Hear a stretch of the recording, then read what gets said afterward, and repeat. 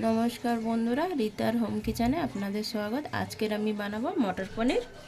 তো মটর পনিরের জন্য আমি এখানে কড়াইতে তেল নিয়ে নিয়েছি। 300-350 গ্রাম আমি পনির নিয়েছি। এটাকে ভেজে ভালো করে তুলে নেব।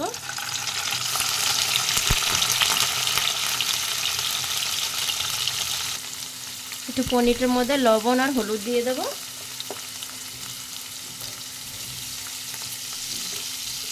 দিয়ে ভালো করে নাড়িয়ে নেব, ভেজে নেব ভালো করে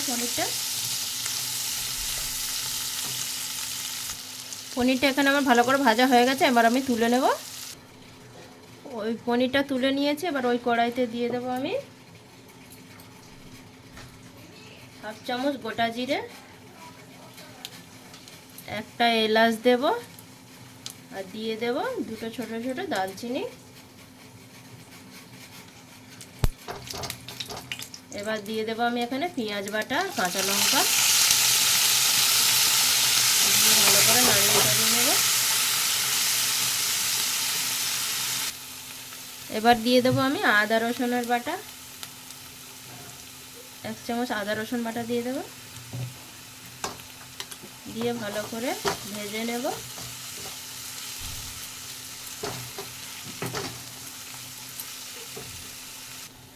এখানে আমার পেঁয়াজ আর আদা রসুন ভালো করে ভাজা হয়ে গেছে। এবার আমি দেব টমেটোটা পেস্ট করে রেখেছিলাম, সেটা দিয়ে দেব। দিয়ে ভালো করে নাড়িয়ে নেব।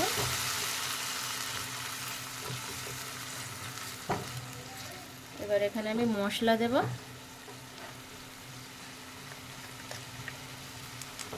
টমেটো থেকে একটু কাঁচা গন্ধ চলে যাবে, তারপরে আমি মশলা অ্যাড করব।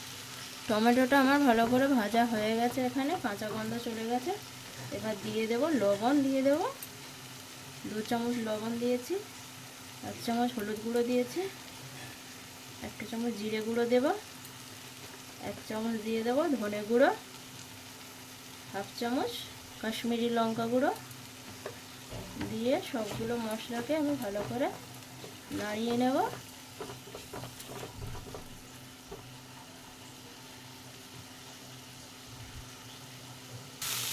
ভালো করে আমার মশলা ভাজা হয়ে গেছে। এবার আমি এখানে যে মটরশুঁটিটা ছিলে রেখেছিলাম, ছিলে ভালো করে ধুয়ে রেখেছি, ওটা ঢেলে দেবো এর মধ্যে।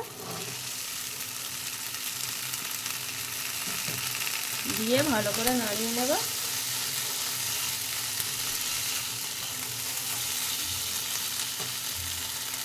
ভালো করে আমি নাড়িয়ে নিয়েছি। এবার আমি 2 মিনিটের জন্য ঢেকে দেবো, এটাকে ভালো করে পেকে যাবে। এবার আমি ঢাকাটা খুলে দেখে নেব। মশলা পেকে গেছে, মটরশুঁটিও পেকে গেছে। এবার আমি পরিমাণ মতন জল দিয়ে দেবো এখানে।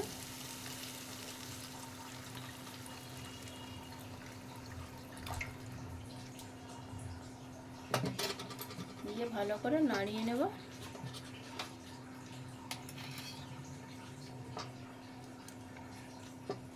5 থেকে 7 মিনিট আবার আমি ওটাকে ঢেকে ভালো করে পাকিয়ে নেব। এবার আমি ঢাকাটা খুলে দেখে নেব।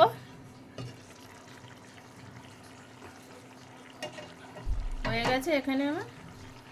এবার আমি যে পনিরটা ভেজে রেখেছিলাম সেটা ঢেলে দেবো এর মধ্যে।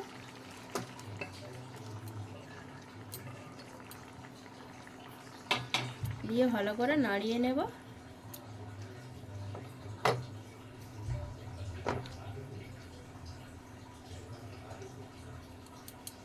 নিয়ে আবার একটু আমি 2 থেকে 3 মিনিট ভালো করে ফুটিয়ে নেব।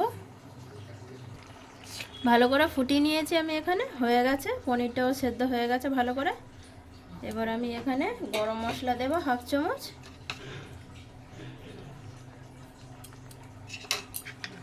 আর দিয়ে দেব এখানে অল্প একটু চিনি, আর কেটে রাখা ধনেপাতা কুচি। দিয়ে আবারও আমি সবগুলোকে ভালো করে মিশিয়ে নেব। হয়ে গেছে এখানে আমার মটর পনির। রুটি, পরোটা, ভাতের সাথেও ভালো লাগবে। এবার এখানে আমি 1 চামচ ঘি ব্যবহার করব। অল্প একটু আমি ঘি দিয়ে দিলাম।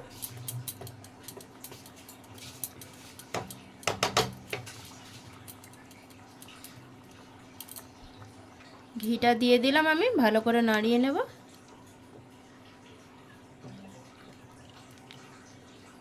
হয়ে গেছে এখানে আমার মটর পনির। আপনাদের কেরম লাগলো জানাবেন। ধন্যবাদ।